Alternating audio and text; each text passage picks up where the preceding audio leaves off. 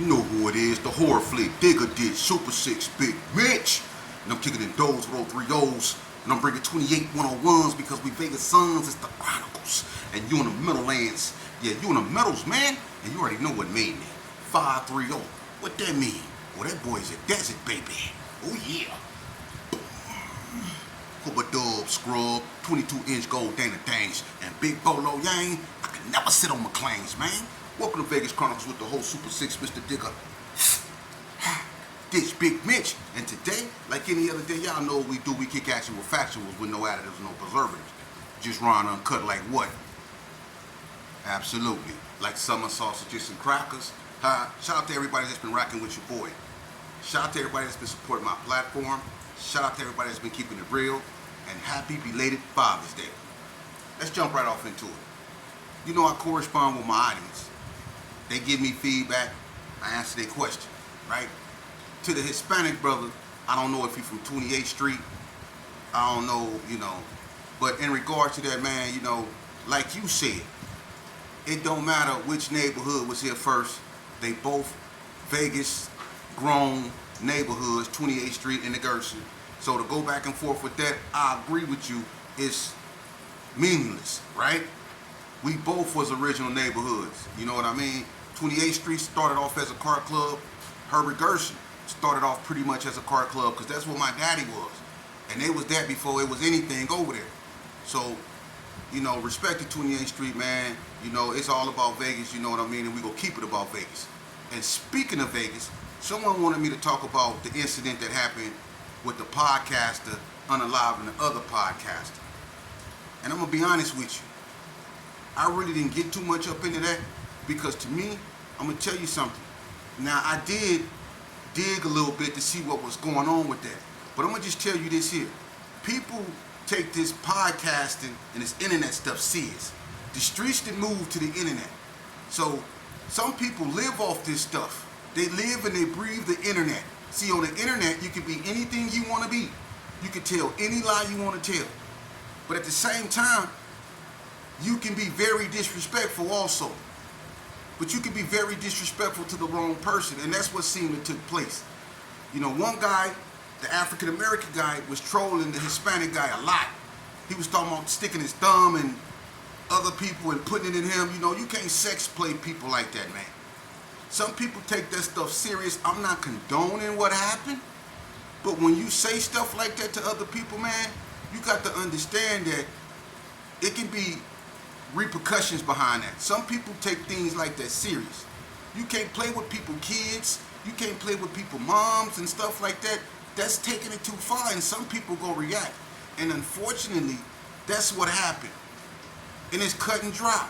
This internet, man, I'm gonna be honest with you. This internet has changed a lot of people's lives, but it has destroyed a lot of people's lives too. This internet. So you got to be very careful how you conduct yourself out here. The internet has become the new streets. You see, if the internet is what getting people unalive, the internet is what getting people indicted, the internet is what validating people, the internet is what getting people put off neighborhoods, the internet is what makes things this way or that way. It's the internet now. And they say the internet is undefeated. That's a true statement. That's a true statement. But I'm going to move along from that. I want to talk to y'all about something today, man. Someone asked me, basically made a proclamation. They say, ain't no more gangs in Vegas, they all gone. And that the Hispanics are the majority when it comes to the street slang. Negative. I'm not condoning this stuff, but you're not going to just lie like that.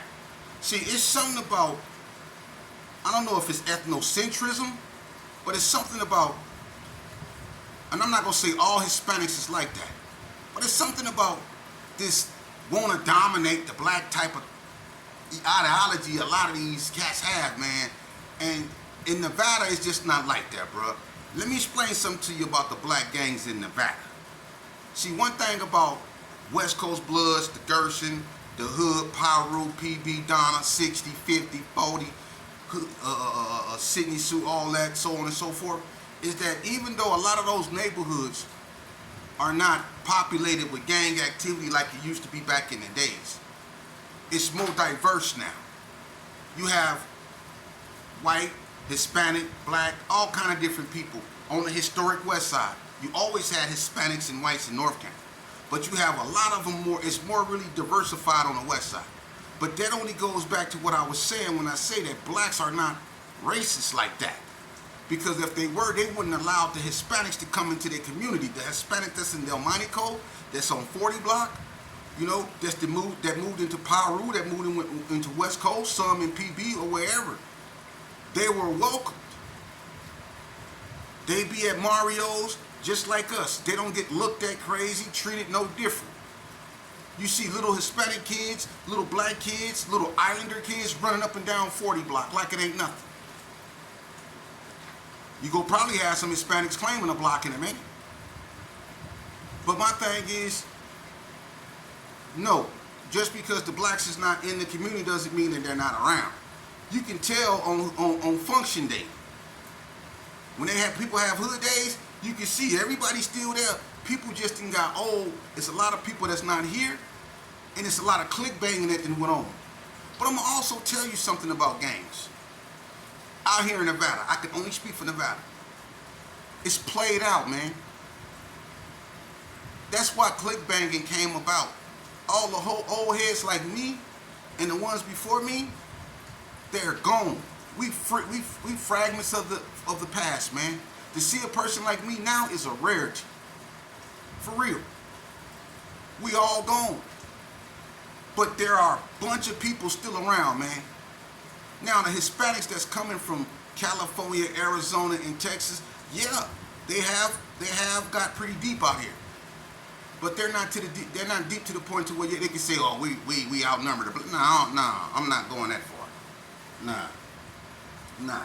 And this is how you can tell in the prison system. If you go in the prison system, the blacks are the more dominant. The Hispanics are the more structured when the Southsiders are. The Paisas are Paisas. But the blacks are more dominant. There's more blacks at High Desert. There's more blacks on Indian Springs. There's more blacks in NNCC.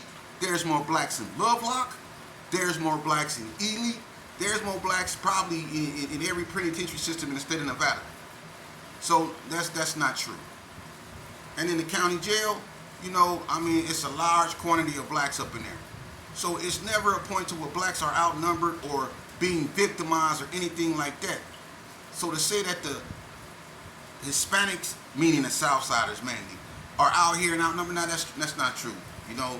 And honestly, Vegas got its own type of swag. And I'm gonna be honest with you, if they did try to bring it out here, they probably would wake up something they don't want to, because they don't want that out here, man. The Nevada Hispanics out here, they rock with the blacks. And I'm not saying we kick it and cool like that, but we have a mutual respect. You see? If some essays came through the Gerson, we wasn't gonna get at them because they was essays. We didn't get down like that. The Cubans used to come through the Gerson all the time and be over there smoking water with us. We wasn't like that up over there. You know? People knew who we didn't want up over there. White folks. You see? Because it was about that back then. Racial. But it wasn't black versus brown. No, that's not true, man. Vegas is different, man. You know, and the gangs out here like the Squad, the Wood, Fatigue Soldiers, Pinkies, all that stuff, is basically gone, man. You have cliques that was inside of cliques that's inside of cliques now, man. I think Vegas is the capital of cliques. Of clique banging. For real. Vegas, man. Because clique banging been around Vegas a long, long time. For real. But turn to the next page. I want to tell y'all something. You know I always give y'all a positive message. And I want to tell y'all, because I noticed that it's a lot of people out here that's angry. They're mad. And a lot of them don't even know why they mad. They just mad. They wake up mad. They don't brush their teeth. They don't wash their face. They just get up and they probably eat a cold bologna sandwich, drink some brew that they had in the refrigerator last night, and go on the internet, look for something they don't like, and talk bad. That's what people do. And that's why you had that situation with the podcaster being unalive. Because people don't know when to leave people alone. But let me tell you why it's important to leave people alone. See, I'm going to tell y'all a story. See, I knew this Paru brother, man. His name was Brian Simmons. They call him Bookie B. Bookie B, when we was young, I met Bookie B a long time ago, man. But we really went to juvenile in, I think, 1987. 1987. Me, Bookie B, Ern P, Junebug. We was all in juvenile together. We was boys cottage, right? Bookie B was kind of dark brown skinned, you know what I'm saying? And to me, back then he was kind of tall because we was young, you know, but he was kind of slender, kind of tall, had a little gap in his tooth, kind of like slanted eyes. And Bookie B used to always be frowned up, like he just had that mean look, like he ain't like nobody. You know, he was real quiet, you know, but he was straight Paru. His brother is a replicant from Paru. They call him Redbird, right? But anyway, me and Bookie B, we used to have this lady named Miss Boyer class, right? She was the math class at NYTC, Nevada Youth Training Center. Now this back in 1988, somewhere up in there. See, we used to sit in these classrooms and we ain't never do no work. We used to just sit across from each other in these little gangster poses and write on books. We ain't do no work or nothing. We just mean mugged each other, hissed at each other, threw up neighborhoods at each other, disrespect each other. You know what I mean? Just in that gang banging, wasting time. We wasn't in there trying to learn nothing. We used to just, you know, the Bloods would go sit against the wall that way. We'd come sit against the wall this way, and we just face off and look at each other and just mean mug each other all the time. You know, that's what we used to do in Elko, man. Ask anybody. And if it's on like that, when the bell ring, we get it in the hallway. Or if it's on like that, we get it right then and there. Right? But Bookie B he didn't like Crips at all. He let that be known. It wasn't no saying no what's up to him or nothing. Bookie B wasn't no. He just was quiet. He was a Paru, right? So check this out. They had this one white boy, man. His name was Eddie McFarland. I'll never forget this cat. Because this dude right here was Jim Carrey before there was ever a Jim Carrey. This cat right here, he was funny. He was real funny, right? But he played too much, you know? He always, you know, did weird dances or, you know, one of them white boys that know how to put his body in small things, and when you open it up, he be in there all folded up and stuff. He was one of them type of white boys, right? But he just played a little bit too much. And on this particular day, he's sitting next to Bookie B, right? And every time he get up, you know, Book, he you know, he was kind of tall, so when he sit in his chair, he sit with his, we sat like gangsters. We sat with our legs wide open, with our feet pointed out. You know how you sit. So he was sitting like that. So when the white boy walked by him, he kicked Bookie's feet, but he did it on purpose, right? So Bookie looked at him, and he bagged one of his foot up like, and he went back to doing what he was doing, right? But I told you, the white boy played too much, right? So he kept messing with Book. Book looked at me and said, all right, I'm gonna knock you out. Keep on. I'm gonna knock you out. Right? The white boy kept messing with him. He laughing, right? So I'm up over there, I'm looking, I'm like, because me and Bookie B, we didn't get into it with each other, but he was a Paru and I was a Gerson. So we were just into it. And you know, the situation with L just happened, so it was really tense. So I didn't too much care for Bookie B at that time. But we wasn't into it like that. You know, so I'm sitting back watching, right? So I'm laughing, and I'm laughing loud because everything the white boy did, it wasn't really that funny, but I was laughing loud to make it seem like it was. And that was really getting on Bookie B nerves, right? I started laughing, right? So the white boy, look, he went up to Miss Boyer's desk, he got some paper, went back, he started taking little bits and pieces of paper and making little round balls out of them, right? He started throwing them sideways and hitting Bookie B with them, right? Bookie B looked at him, he said, throw one, he said, if I cuss, they be all that. He said, throw one MF at me again, right? So the white boy started laughing, right? He said, I'm just playing with you, he playing with you, and Book was just staring at him. Book wasn't playing right, I'm over there rolling, laughing. It ain't even that funny, but I'm laughing hard, right? So look, Book went back to doing his work. He hot now, right? So the white boy, he look at me, he go, and I'm looking, right? He had some paper in his mouth chewing it. he took the paper out of his mouth, right? And he said, like he was yawning. And when he said, like he was yawning, he threw that little whatever was in his mouth, and it hit Bookie B on his head. Hey, look. Book was the type of person, you never really seen him run. You never really seen him move fast, you know, because he didn't have to. But when he spit that and put it in his hand and it hit Bookie in his head, listen, I ain't never in my life seen a dude rush. He rushed that white boy so fast, right? But when he rushed him, he knocked the white boy down, right? And the white boy was on the ground, and Bookie B picked up the desk and had it. But when he hit him with the desk, he paused it in the air for about 3 seconds. He said, boom! And he dropped the desk on the boy, right? He went to work. Bookie beat the brakes off that boy, man. I mean, beat the brakes off him. And when one time come, because she pushed the little button, whenever you get to fight in the class, the teachers are running, they got this button they can push. And they'll tell you to sit here, a group or whatever, they'll come running down there, right?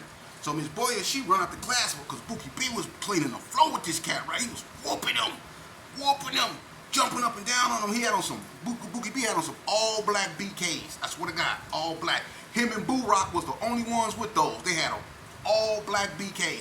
He jumped up in the air with them BKs and was boom, jumping on that boy, man. When the police came down there, the staff, and they grabbed Bookie B wouldn't let go of that white boy out. And the white boy was a blonde. When they got Bookie B off that white boy, all this right here looked like an empty swimming pool because he snatched a patch of hair out his head, man, on everything. A patch of hair out his head, man. I'm talking about he wasn't playing. And that's what I mean by you should leave people alone. Because Bookie B never really got in trouble. He never got write-ups. He was a quiet dude, ask anybody. But when Eddie McFarland did that there, he got scalped. For real. Bookie B, I mean, he was jumping up and down on him. For real, man. Bookie B put hands and feet on that boy there. Brutally. So when people tell you to leave them alone, it's best to leave people alone, man. Just because a person don't like to fight don't mean they can't fight. Just because a person don't seek to fight mean they can't fight, man. Them the people you need to leave alone, man. People that seek peace, leave them alone, man. For real. The ones that don't like to talk, the ones that's not trying to fight you, man, leave them alone, because them the ones that's going to hurt you. The most dangerous man in the world is a scared man. So when y'all running around there calling people scary, understand what you're saying. Because a wise man know that a scary man is a dangerous man. You corner a cat, you know what's going to happen. To the youth out here, man, when I bring y'all this here, I bring y'all this here because God left me here. He left me here because he want me to tell y'all where y'all headed. Your homeboys ain't gonna tell you. This a cold game, man. Let me tell you about it, youngster. Let me tell you about it. See, I was told when I was y'all age, some of y'all that's 15, 16, 17, even up to 25 years old, I was told the same thing about you. I mean, that y'all was told how the game was supposed to go, man. It's all about whatever. It's all about the C's, B's, P's, 60s, rolling, or whatever. It's all about that, right? No, it's all about you, youngster. See, I was laid out some shoes for me that I didn't ask for. My homeboys told me the same thing they told you. I love you, homie. Call me if you need me. I'm going to show up. I ain't doing no talking. I'm going to do this and that. Right? They might do that if you call them. But if y'all get caught, they go do this too. See, this is a cold game right here, youngster. Because if you get up in this game right here, you go find out that you go get amongst a clique of people that you think really do love you. And some of them probably do. But they love you for all the wrong reasons. Whenever you love a man because he over here hurting another man that look just like you, there's something wrong with that. If your homeboy truly love you, he wants you to live. If your homie truly love you, he want to see you educated. He want to see you win. He want to see you in a whip. He want to see you in a house. He don't want to see you in prison. He don't want to see you under that grass. If your homies really want you to win, they wouldn't be telling you to get in the car with them to go up over here and do something they know can get y'all to DP. They can get y'all capital punishment. They can get y'all put away for the rest of your life. That ain't no homeboy. That's the devil. And y'all need to hear it from a real one. That's the devil. Your moms, the people that really love you, the ones that be sitting in the courtroom, y'all just don't get it. Y'all ever notice how when y'all catch one of them serious cases, yeah, one of them all points bulletin cases, yeah, you ever notice when you go to court how your homeboys ain't there? Right. Just like if you do get capital punishment and that day come and they finna do you in, your homeboys ain't gonna be there. They can't save you. The only person that can save you is you. And you need to start right now. Because I done got knee deep in this game and I was left with scars, physically and mentally. I done went to war with everything around me. But the greatest war I ever faced was the war with myself, because I kept putting myself in them positions that led me to being locked up, that led me to being injured, that led me to injuring other people, that led me to with this messed up reputation that I got. For real. And to you youngsters out here, I'm gonna direct this to whoever, if you offended and I'm talking to you. Let me tell you something, man. Y'all out here talking about y'all this weird stuff up over here. Number one, Carry Arms is gone. And I'm not dissing Carry Arms, because I got real love for Carry Arms, real love. I know the original Ninas. Them my brothers, the original Nines. That's K9 hood. Let's get that straight. Whatever else y'all claiming over there, I ain't got nothing to do with that. How about that? Since it's an issue, I ain't got nothing to do with that, no way. I'm really from the original alley. I'm from over there. My name was on that wall, all over that wall. How many of y'all name was on that wall? What y'all do in that alley? How many, who bust the window and y'all click over there in that alley? The alley been gone. Talking about y'all alleys, this and y'all. I ain't saying you ain't, but you ain't from that alley. You went over there with us.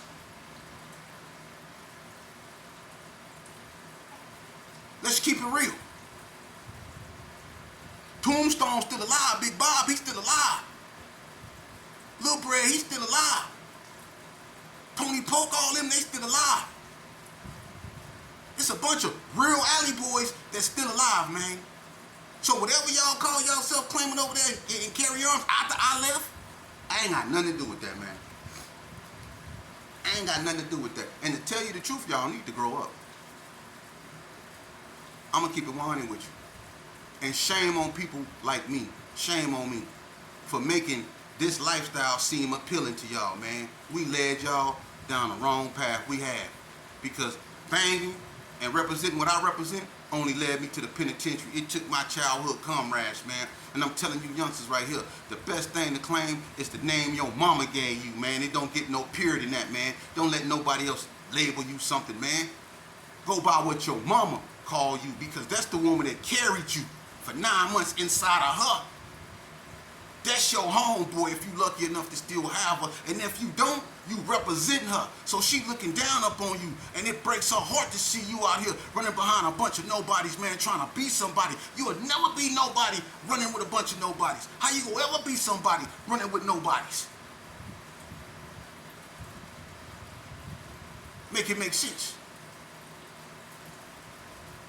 See what happened to us? We got caught up in something that was a little bit bigger than all of us, man. The hatred and animosity. See, we had real hate amongst one another. We was really gangbanging. We wasn't looking to be clicked up with nothing. Everybody stood where they was supposed to stood. The 6 souls was 6 souls, and the 6 souls was treacherous. The first rolling 60s was treacherous. Donna was treacherous. The hood, you better not go down there. It's a boy. You rather tongue kiss 1,000 rattlesnakes than go in the hood. And Herbert Gershon, man, boy. West Coast, the Parus. Come on, man. Wasn't nobody giving out no passes. The View wasn't nobody giving out no passes. And I'm gonna tell you something. A lot of people out here, and I'm glad y'all can go where you want to go. I'm glad y'all can go into the stores you want to go. That's what it's about. But don't act like you tough because you can go in that store now. Because back in the days, a bunch of y'all wouldn't dare step one foot in Sonny's, which was Stop and Shop. You wouldn't dare go up there, and if you did, you went with your whole hood. When the Donnas and the Valley Views was into it, who was really going up there? Nobody but them Gersons and them Bloods. Because the View and Donna was tripping. Mackie was coming around that corner. That they seen that bushy curl and them traps coming around that corner. And Mackie didn't do it like this. Mackie did it from here. Mackie go have you laying out there like you got shot. But he go put paws on you. That's how turned up it was. And them Donnas wasn't playing. So who was stupid enough to come to that store? Keep it real. Stop and Shop wasn't no joke. I remember one night we was up there. We just had a football game with Donna, and that's the one where Jesse Bright and Big Nag got into it. When Jesse Bright ran the touchdown and we all rushed the field and we tried to block, we was cheating, and King Roger D stole on Bo Dollar, and everybody got to tripping and stuff like that, But we all ended up going to Stop and Shop that night. And we was, it was some Donnas up there, there was some Gersons, and we was like reconciling because people was getting bombed on. You had fights happening here, fights happening there, and you had people trying to break it up. It could have really went bad that way, But the love that Don and the Gersons had at that time, it was too strong. You see? So we ended up at Stop and Shop, and we was kicking it, and we was laughing.